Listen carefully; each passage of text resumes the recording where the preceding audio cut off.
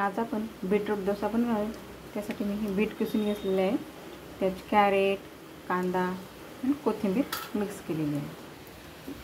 सर्व मिक्स साहित्य आपण याच्या व्यवस्थित स्प्रेड करणार आहोत।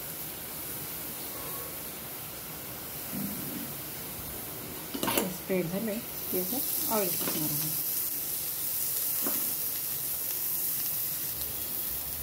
या डोशाला ऑइल थोडं जास्तच लागतं। आपण बॅटर टाकणार आहोत डोसा आणि व्यवस्थित असं पसरून घ्यायचं।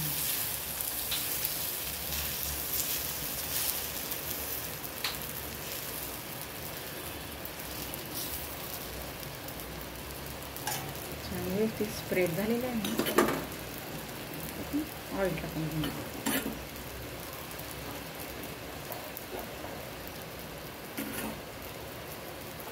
एक साइड व्यवस्थित भाजून घ्यायला भाजायला थोडं 4-5 सेकंद लागतात।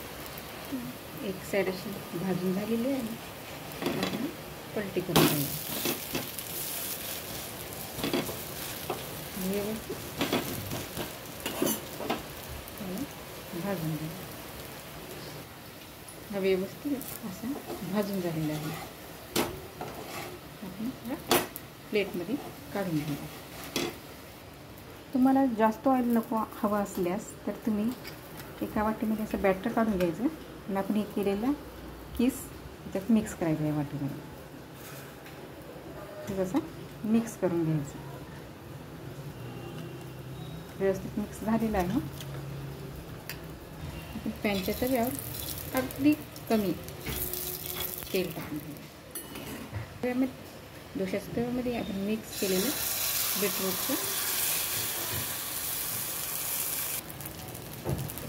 डोशाचं बॅटर व्यवस्थित स्प्रेड करून घ्यायचं।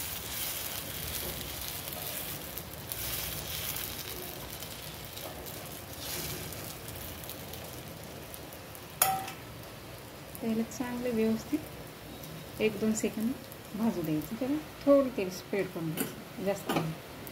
अशा प्रकारे पुन्हा डोसा पलटी करणार। बघा याच्यात अजिबात ऑइल दिसत नाही,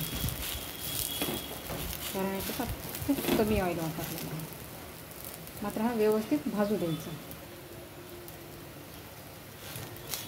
असा व्यवस्थित डोसा भाजत आहे।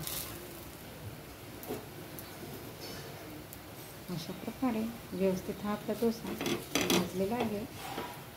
तर आपण एका प्लेटमध्ये हा काढून घेऊ।